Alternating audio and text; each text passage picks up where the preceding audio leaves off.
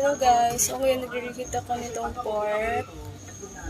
Nilagang pork, nilagyan ko ng moringa. So ayan, buto-buto pork. Ayan, para may sabaw ako tonight. Ayan.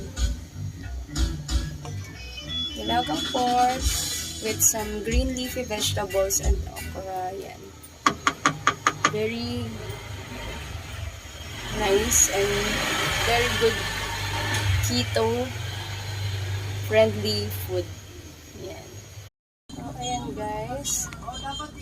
Ayan, kapag lagi kayong humihigop ng mga ganyang sabaw, especially yung mga sabaw na may katas ng mga buto-buto, ayan, very good source of collagen yan. Natural collagen. Diba? Kung wala kayong pambili ng collagen na nabibili sa mga drugstores,